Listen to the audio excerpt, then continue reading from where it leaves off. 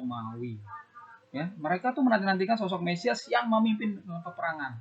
Makanya Yesus ditolak, Bar Kokhba muncul di abad 2 ya 132 135 memimpin peperangan Yahudi. Akhirnya mati jutaan orang Yahudi.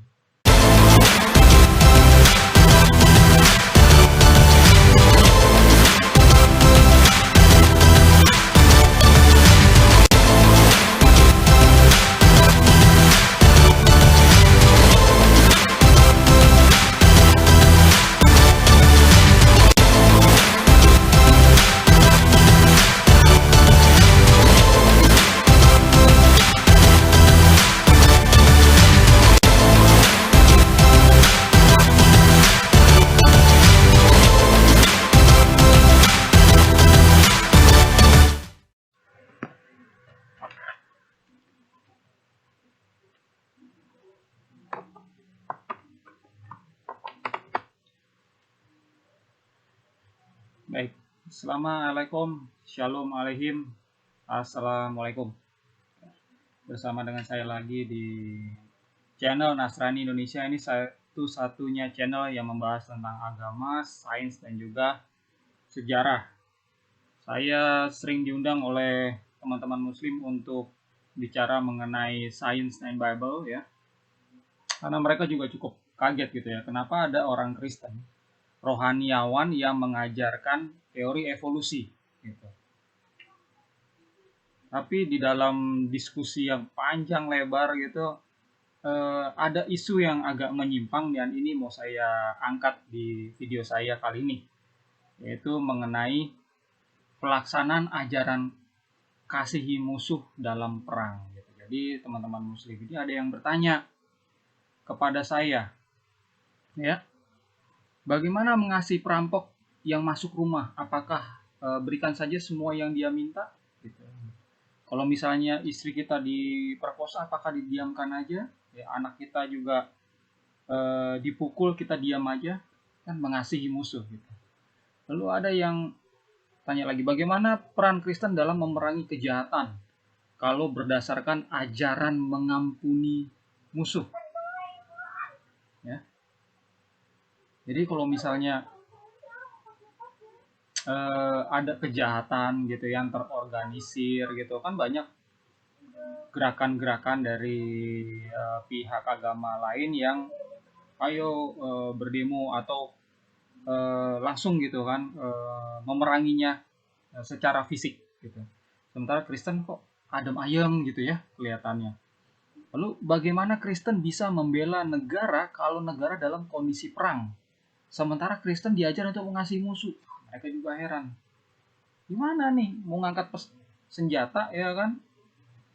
Begitu musuh dari depan mata, teringat ajaran Yesus, kasihlah musuh. Ini bagaimana ya implementasinya? Apa yang harus dilakukan sama Kristen? Perang salib bagaimana? Yang sudah dilakukan Kristen tempo dulu sekali ya. Apakah ini melanggar ajaran hukum kasih? Kalau menurut rekan-rekan non-Kristen yang Muslim ini, ajaran kasih ini sudah tidak update lagi, ya, sudah ketinggalan zaman, sudah tidak bisa dilakukan lagi sekarang. Itu menurut tafsiran teman-teman Muslim yang mengajak saya diskusi. Pada kesempatan kali ini izinkan saya untuk membahasnya. Nah, gitu ya. Jadi, apakah ajaran kasih, mengasihi musuh, mengampuni musuh itu masih ya bisa dilakukan, diimplementasikan di zaman modern ini? Oh, tentu. Itu tentu. Ya. Bukan hanya orang Kristen, ya.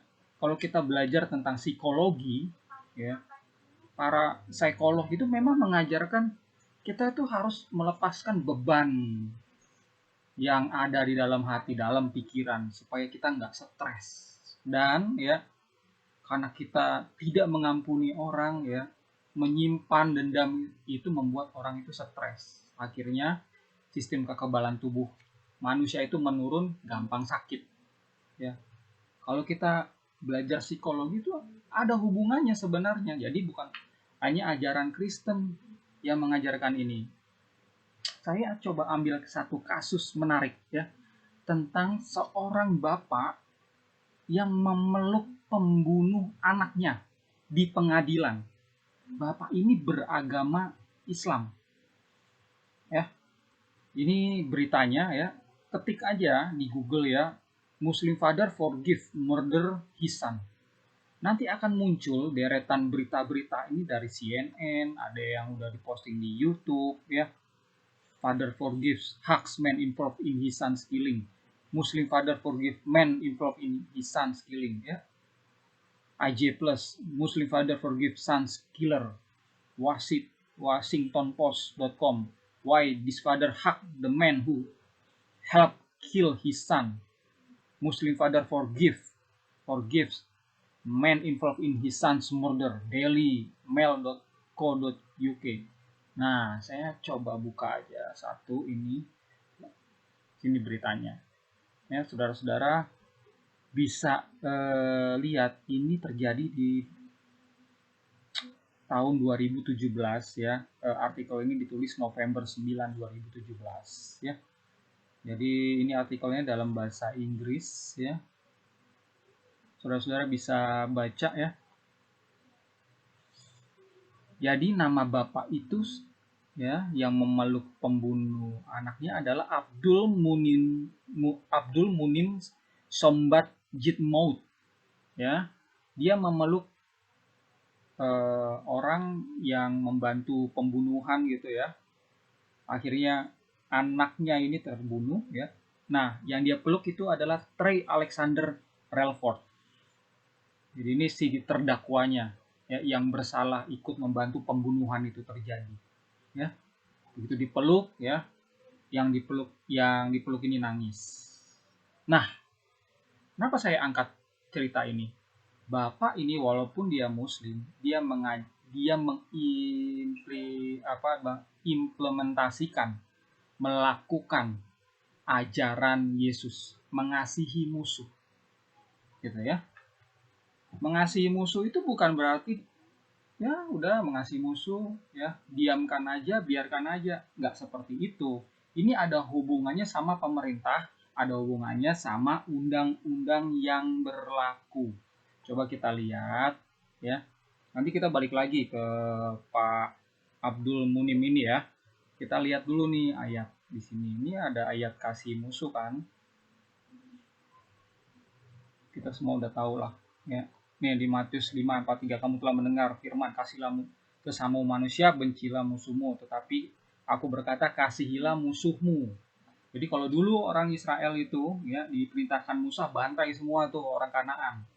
7 bangsa Kanaan itu akan dibantai semua, habis ternak-ternaknya habis ya, anak-anaknya yang masih kecil juga dibunuh semua. Nah itu genocide, itu ajaran Musa dulu. Nah Yesus sebagai rabi yang baru nih ya di abad 1 muncul menentang. Dia bilang musuh juga harus dikasihi. Makanya kaget kan bangsa Yahudi pada saat ini ajaran baru seperti ini gitu. Justru orang-orang Yahudi pada saat itu berpikir ya, bagaimana harus ada Mesias yang memimpin peperangan melawan musuh-musuhnya siapa ya? Penjajah pada saat itu, yaitu kerajaan atau kekaisaran Romawi. Ya, mereka tuh menanti-nantikan sosok Mesias yang memimpin peperangan. Makanya Yesus ditolak, Bar Kokhba muncul di abad 2 ya 132 135 memimpin peperangan Yahudi.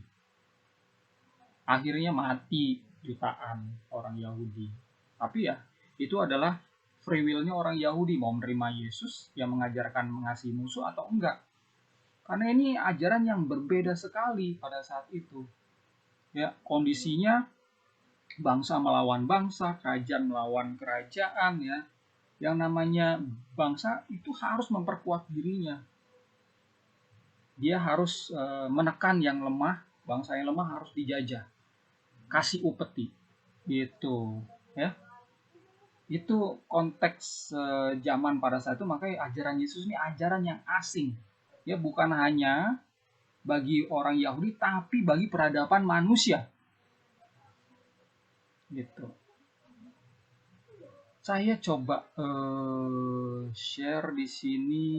Nah, ini dia nih tulisannya Paulus ya kepada Titus, ingatlah mereka supaya mereka tunduk pada pemerintah dan orang-orang yang berkuasa, taat dan siap untuk melakukan setiap pekerjaan yang baik. Jadi ya, orang Kristen dimanapun ya diajar untuk tunduk sama pemerintah yang ada, sama aturan yang dibuat sama pemerintah yang ada. Mau di Indonesia kek, mau di Asia, dimanapun, di Amerika, Eropa, umat Kristen tunduk sama pemerintahan yang ada. Mau yang itu pahamnya demokrasi kek, pahamnya macam-macam sampai komunis, tunduklah sama pemerintah yang ada gitu ya.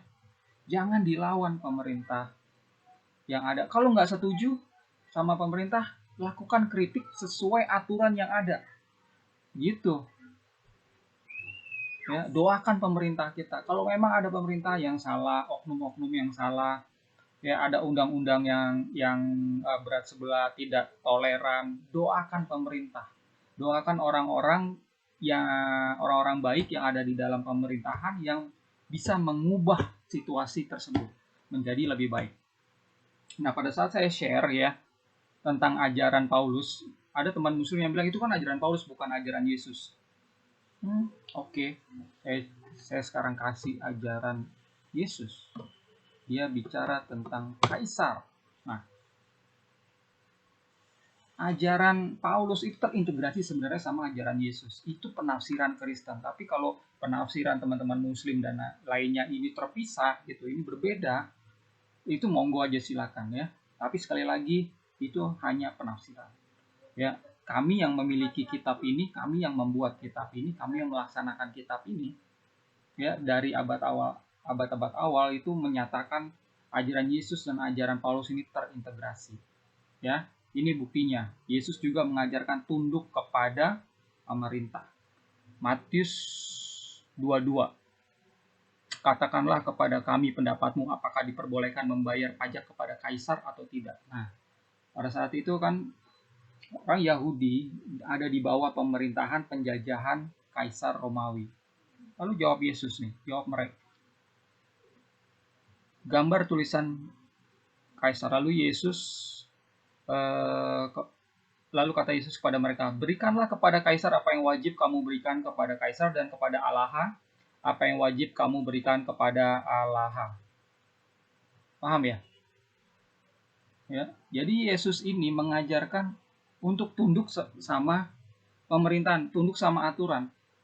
Ya, kalau memang diharuskan Yesus membayar pajak, ada ayatnya di dalam Matius, yang bayar pajak gitu kepada kaisar. Makanya si Kepa atau si Petrus diminta Yesus untuk pergi ke danau mancing.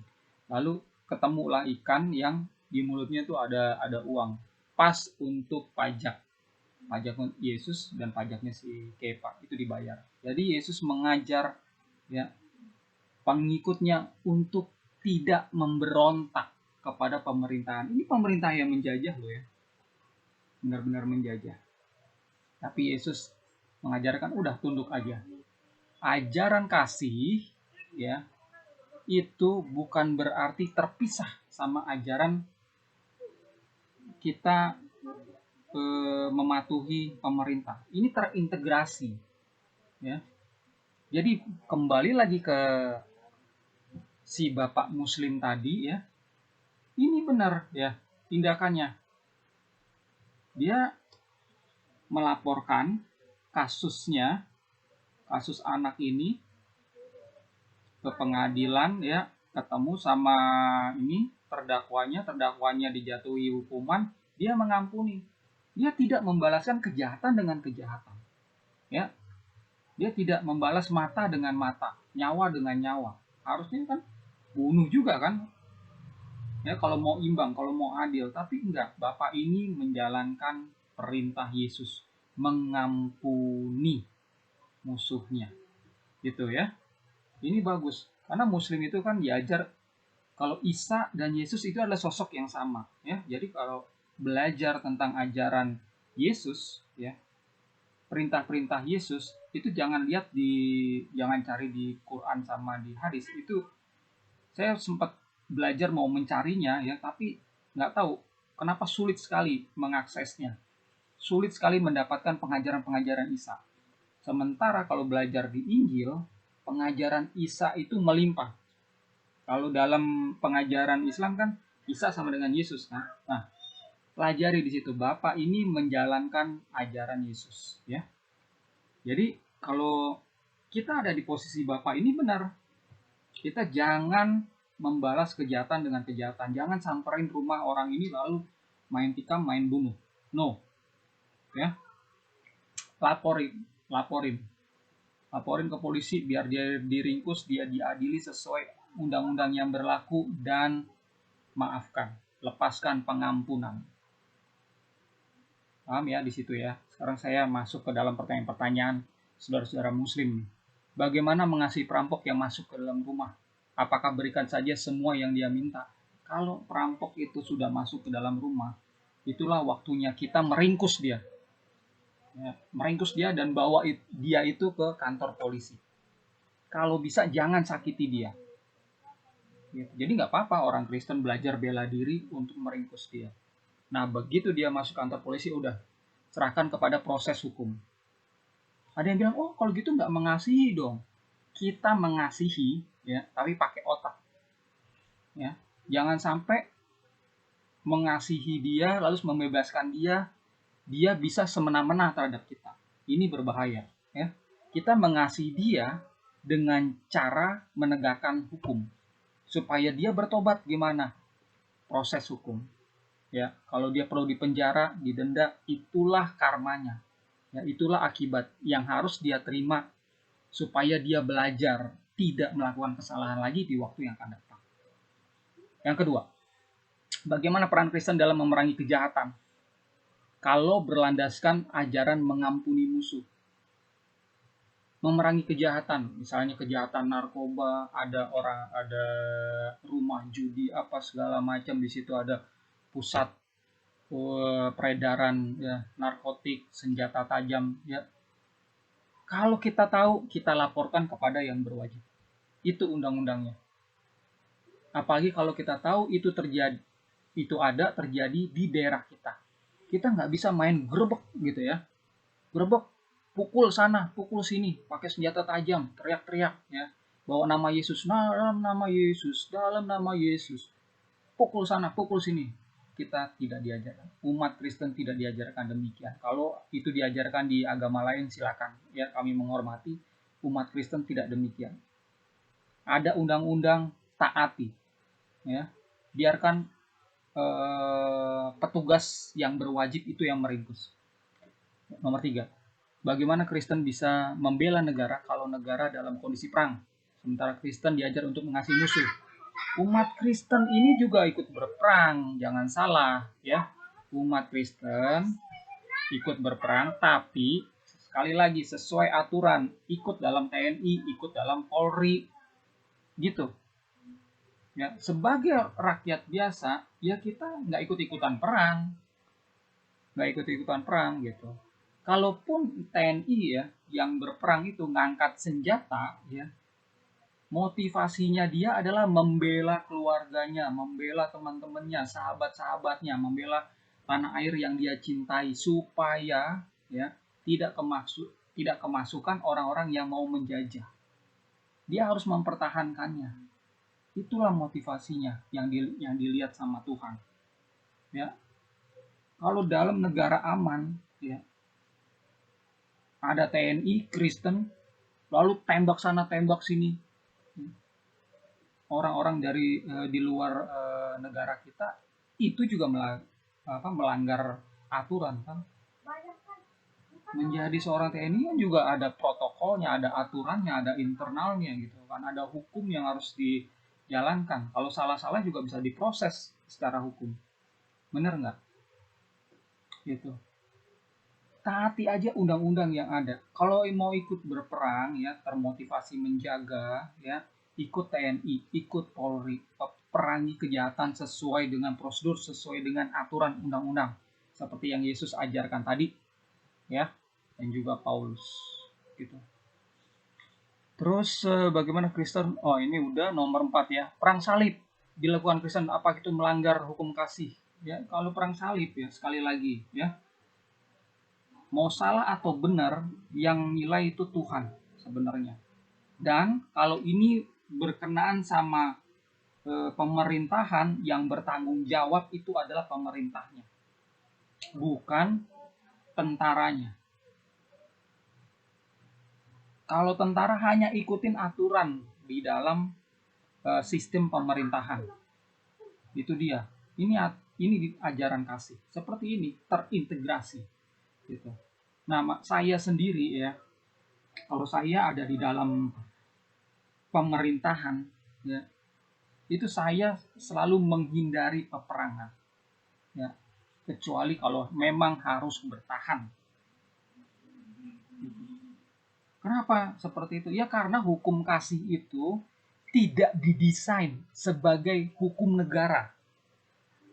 Ya, kalau negara itu mengayomi masyarakat yang majemuk ya, dari berbagai etnis, berbagai budaya, berbagai agama, bukan orang Kristen aja. Jadi ajaran kasih ini bisa dilakukan itu personal, sebagai ajaran personal, pribadi lepas pribadi yang tidak lekang oleh waktu ya. Segala zaman bisa dilakukan, sekarang bisa dilakukan, 2000 tahunnya yang lalu bisa dilakukan, sampai 2000 tahun ke depan juga bisa dilakukan kita. Tapi kalau untuk bernegara ya, ini berbeda kasusnya ya. Kalau dalam posisi perang, kita siapkan tenaga ya, siapkan TNI yang siap untuk menjaga teritori kita. Kemerdekaan kita ini yang sudah direbut oleh para pahlawan yang berasal dari beragam agama ini harus dipertahankan. Kekristenan juga ikut andil di dalam membuat Indonesia merdeka ya. Jadi bukan cuma agama mayoritas saja, juga minoritas juga sama-sama membuat Indonesia ini merdeka dan punya kewajiban untuk mempertahankannya. Baik, itu aja yang saya bisa share pada kesempatan kali ini. Sebelum saya tutup, saya kasih satu ayat.